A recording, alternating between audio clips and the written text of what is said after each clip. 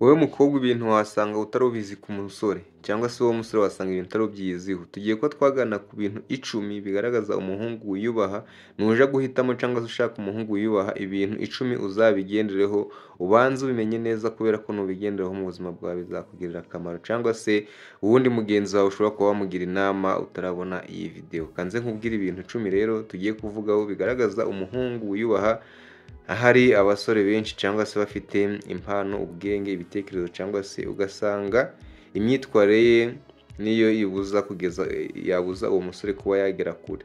Wa musore we rero ushaka kubaka isura nziza, ukagira ejo heza hazaza ndetse no kubahwa n'abantu, iyi video irakureba ntujye kure kugira ngo iyi video ni iyawe. Reka turebe ibintu 10 rero bigaragaza umusore wiyubaha. Nawe nuba uri umukobwa ukaba ugiye kureba iyi video, ntiza amasegonda make nkubwire ibintu 10 bigaragaza umusore wiyubaha nujya guhitamo ibintu uzabigenderemo. Ikintu cya mbere tugiye kuba twarebera hamwe, umusore ufite icyerekezo n'intego. Uyu musore ntazagucike kuko umuhungu wiyubaha azi icyo ashaka mu buzima bwe, akazi, ubucuruzi, amasomo, iterambere, ntago akunda kubeshya, abayeho gusa ngo ibintu byo bizaba biza. Kandi niba yiyubaha cyangwa akihesha agaciro ibingibi, agafite icyerekezo n'intego, ntabwo aba afite umurongo ugenderwaho kandi intego ze azikora ku buryo agomba kuba yazigeraho. Icya kabiri rero, yubaha abandi n'ibitekerezo byabo, ntatesha agaciro abandi, ntiyishyira hejuru, niyo atavuze cyangwa se atavuga rimwe na rimwe n'abantu, n'ibikorwa bye bishobora kuba byigaragaza. Sometimes hari ukuntu aba akunda kwicecekera ariko ukabona ibikorwa bye bundi birigaragaza.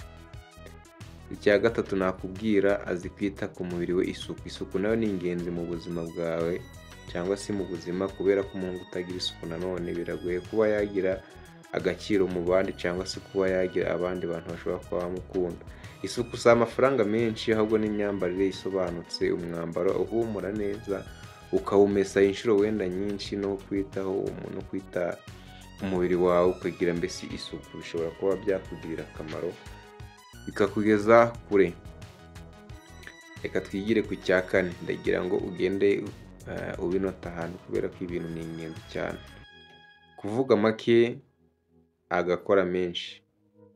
Umusore wiyubaha ntabwo yirata ibyiza cyangwa se ibyo akora, ahubwo akora ibyo yavuze, avuga make ibikorwa bikivugira.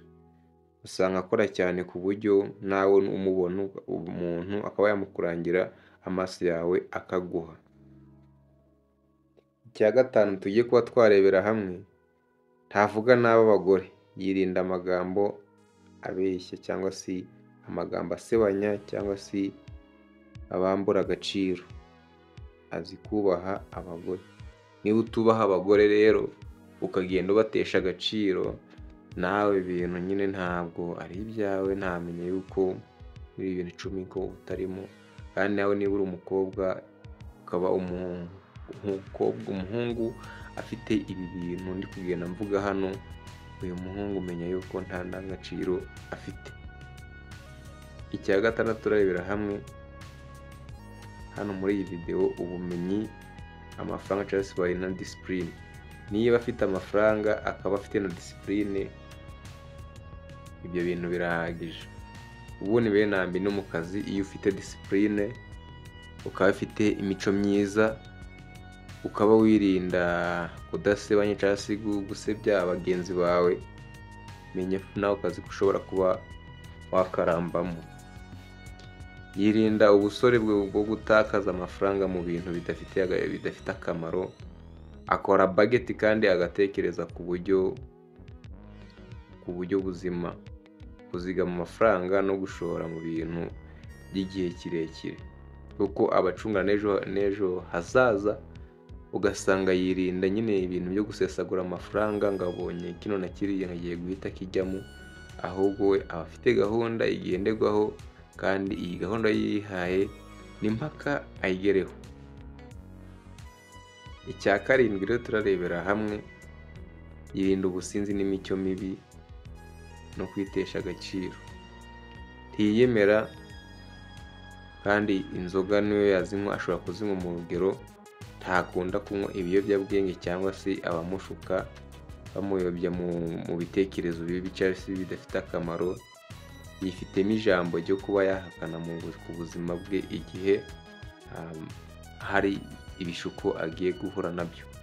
So hari ukuntu umuntu uhura cyane cyane mu basore ugasanga umuntu afite koraba agenderamo, iyo koraba yayigenderamo bakagira kugira ngo abe umugabo cyangwa se kugira ngo agire we yemeza, akabanza akamubwira ati nunywa inzoga niho birashira.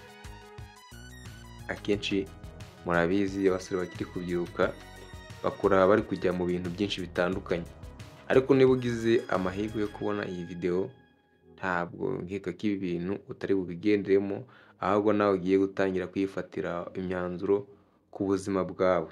Niba ari oya ukamenya guhakana abakujana mu biyobyabwenge cyangwa se mu bintu bidafite agaciro, menya guhakana cyangwa se menya kwihakanira ku buryo igihe icyo ari cyo cyose nawe uba wubaka ejo hazaza.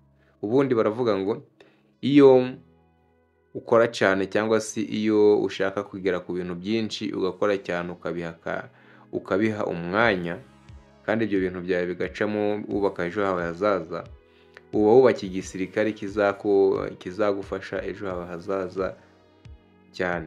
Ariko iyo ukora ibintu bibi ukibanda mu biyobyabwenge, ukaja mu bintu bidafite akamaro, ukaja mu mayoga, ugakora ibintu bitandukanye bidafite agaciro, ubaka igisirikare kizakurimbura.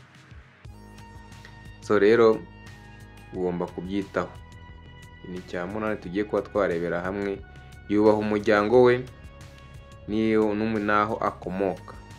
Ntatererana umuryango azi kuko imyitwarire ye cyangwa se uko yitwara ku babyeyi byo byonyine birivugira.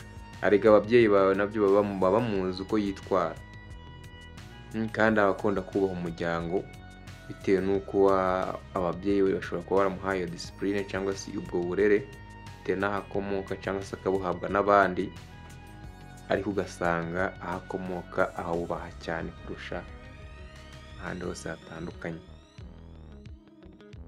Azi kwifata rero, ikintu cyacu tugiye kurebera hamwe, azi kwifata mu ngando cyangwa se emotion control.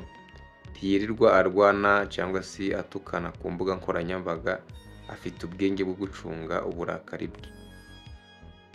Kino kintu nacyo mucyumve neza, kwa kuntu umuntu agira uburakari ngo nuko akoresha social media zitandukanye, akurikirwa n'abantu benshi, ugasanga niba hari ikintu kibaye ibintu byose abishize hanze.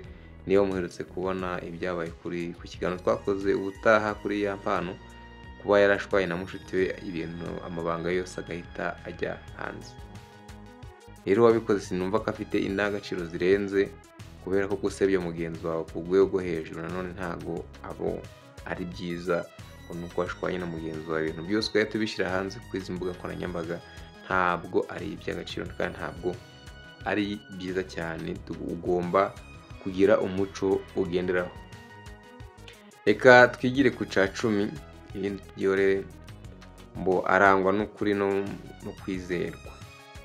Ibyo avuga n'ibyo akora, ntabeshya abakobwa cyangwa se inshuti ze cyangwa se abantu bakura cyangwa se bagenzi be urungano agendana nabo. Urumva niba ugendana n'abantu ufite discipline ihagije, witonda, inshuti nyinshi zizakugirira akamaro kandi benshi bazabona yuko ufite agaciro kuri bo. So rero nibyo twari tubafitiye kuri uyu munsi cyangwa se mwa kino kiganiro. Niba wumva rero muri ibi hari ibintu cyangwa se ukabona hari ibyo ugomba kunoza, ni iki kintu cyagiye kikuranga muri wowe cyangwa se cyakugira akamaro, utubwire mu bitekerezo muri comment. Iyi nimero utubwira nimero yagiye igukoma cyangwa se yagiye ikubaka. Ntiwajye ukanda like, subscribe, share kugira ngo n'ibindi biganiro bizarusheho kugenda bikunogera. So turabakunda cyane, kadore mu zindi video zitandukanye, ndaje mbabwire ibindi bintu 10 bigaragaza umukobwa wiyubaha mu yindi video, naha mu kanya.